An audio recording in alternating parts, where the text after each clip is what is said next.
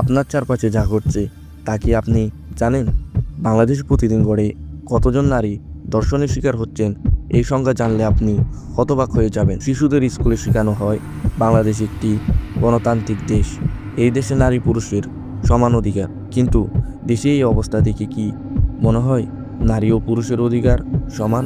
নারীদের অধিকারকে সম্মান জানিয়ে প্রতি বছর 8ই মার্চ পালন করা হয় নারী দিবস, কিন্তু এই মাসেই ধর্ষণের শিকার হয় 8 বছরের বয়সী আসিয়া।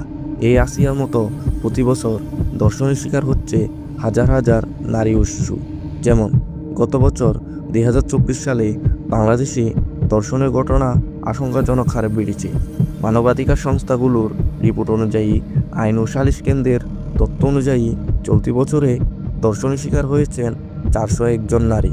এর মধ্যে 38 জনকে ধর্ষণের পর হত্যা করা হয়েছে, আর 7 জন আত্মহত্যা করতে বাধ্য হয়েছেন। মানবাধিকার সংস্কৃতি ফাউন্ডেশনের মতে 2024 সালে মোট 1151টি নারী ও শিশুর প্রতি সহিংসতার ঘটনা ঘটেছে। এর মধ্যে 281 জন নারী ও 331 জন শিশু ধর্ষণের শিকার হয়েছে। কি বুঝলেন? ধর্ষণের শিকার নারীর চেয়ে শিশু হার বেশি। এছাড়াও 82 জন নারীকে দলবদ্ধ ধর্ষণের শিকার করা হয়েছে এবং 7 জনকে ধর্ষণের পর হত্যা করা হয়েছে। বাংলাদেশে প্রতিদিন গড়ে 2 জন নারী ধর্ষণের শিকার হচ্ছেন, কিন্তু এটি কি পুরুষত্ব? অনেক ভুক্তভোগী ভয় বা সামাজিক লজ্জার কারণে মামলা করেন না। তাহলে প্রকৃত সংখ্যা কত হতে পারে? কমেন্ট বক্সে লিখে যান। কিছুদিন আগে ঘটা আসিয়ার মর্মান্তিক গল্প। 8 বছরের আসিয়া, যার সময় খেলাধুলায় বেড়ে ওঠা, কিন্তু সে এখন হাসপাতালের বেডে খেলছে মৃত্যু নিয়ে।